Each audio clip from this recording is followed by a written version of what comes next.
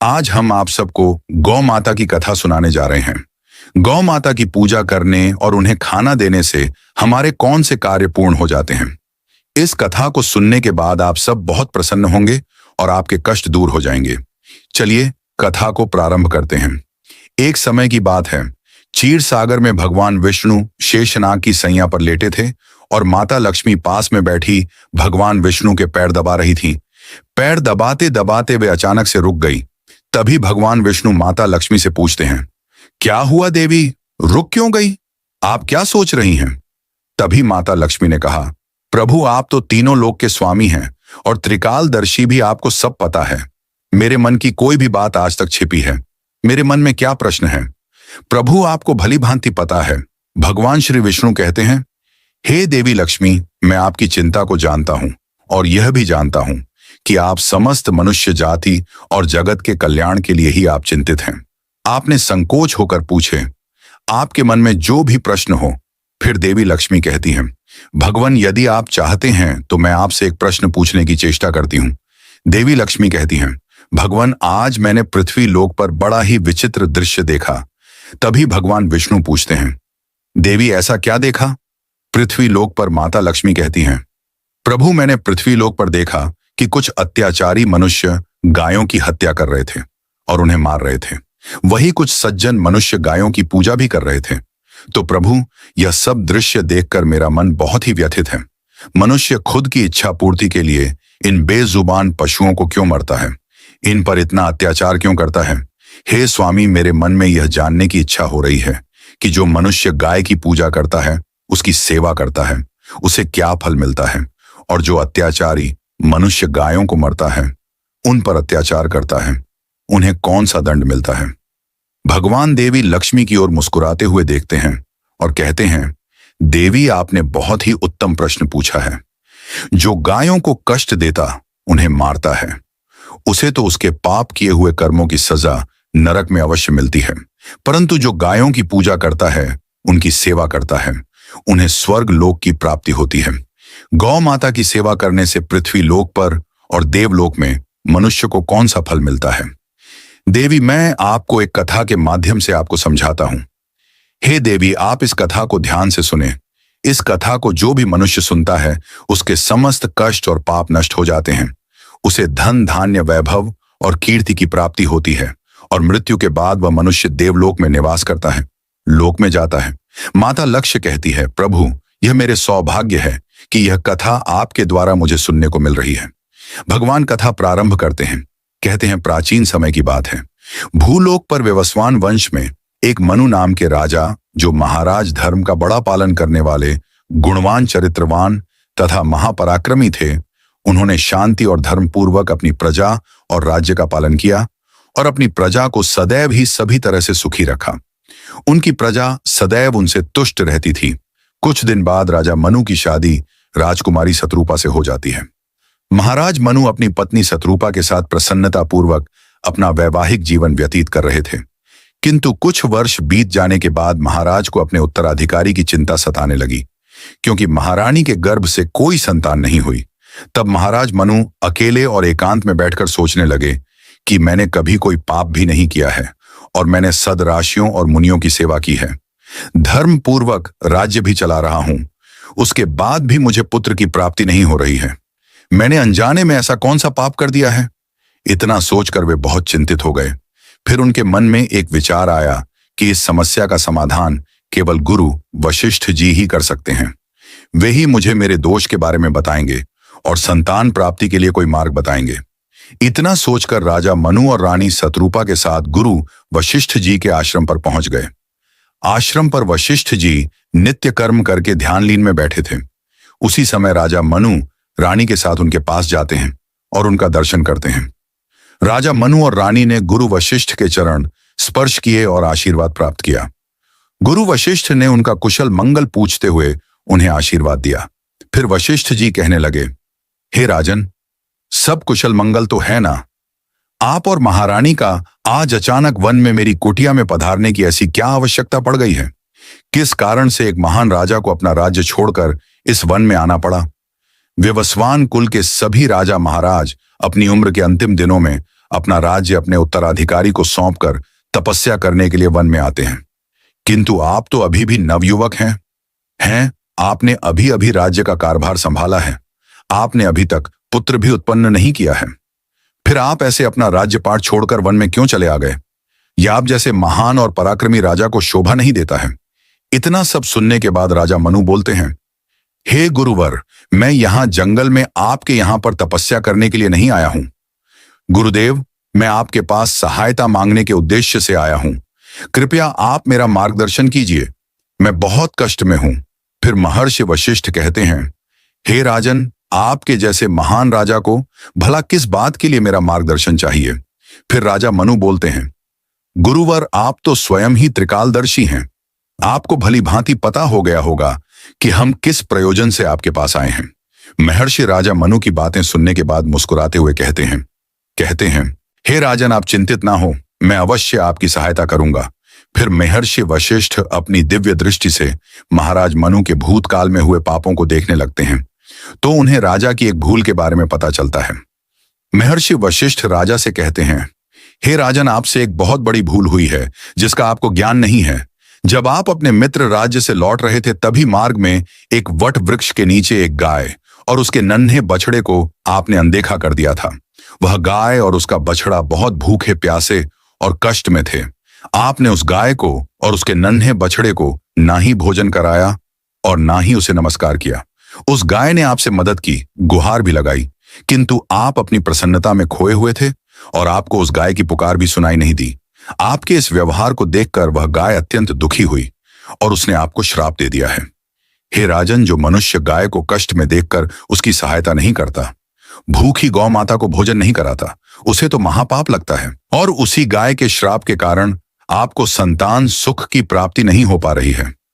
गुरु वशिष्ठ ने राजा मनु को उनके द्वारा किए गए पाप को बता देते हैं, जिसे सुनकर राजा मनु बहुत दुखी हुए और अपने आप को मन ही मन कोसने लगे और पश्चाताप करते हुए कहने लगे, गुरुवर, इस श्राप से मुक्ति का कोई रास्ता बताइए। गुरुदेव, मैं अपनी इस गलती को सुधारना चाहता हूं। कृपया आप ही मुझे कोई उपाय बताइए जिससे कि मैं इस पाप से मुक्ति पा सकूं। मेरा यह अपराध क्षमा पात्र नहीं है, किंतु फिर भी मैं प्रायश्चित करना चाहता हूं।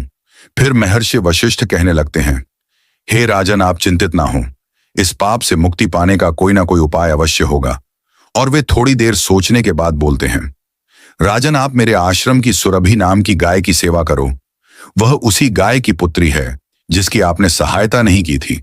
आप इसे अपने साथ ले जाइए और अपनी पत्नी के साथ मिलकर तक गाय की सेवा करो, उसकी पूजा करो, वह तुम्हें अवश्य पुत्र प्रदान करेगी। तभी अचानक से वह सुरभि गाय बाहर से उस आश्रम में प्रवेश करती है। उस गाय को अपनी ओर आता देखकर महर्षि वशिष्ठ बोले, हे राजन, आप भाग्यशाली हैं। देखिए, केवल स्मरण करने मात्र से ही कल्याण करने वाली यह गाय स्वयं चलकर आई है। यह गाय निश्चित ही आपके दुख दूर करेगी और आपके पापों का निवारण करेगी। आप जंगल में इस नंदिनी गाय के पीछे पीछे चलकर इसकी सेवा करो। जंगल में रहने वाले पशुओं से इसकी रक्षा करो और जंगल से वापस आश्रम में लौट आने पर रानी शत्रुपा इस गाय की सेवा करें, पूजा आराधना करें। इससे प्रसन्न होकर यह गाय तुम्हें अवश्य ही पुत्र प्रदान करेगी। राजा मनु ने गुरु वशिष्ठ की बातें मानी और फिर गाय को चराने के लिए प्रतिदिन जंगल में लेकर जाने लगे। जब वह गाय चलने लगती तो महाराज उसके पीछे पीछे चलते, इधर उधर से हरी हरी घास लाकर उस गाय को खिलाने लगते।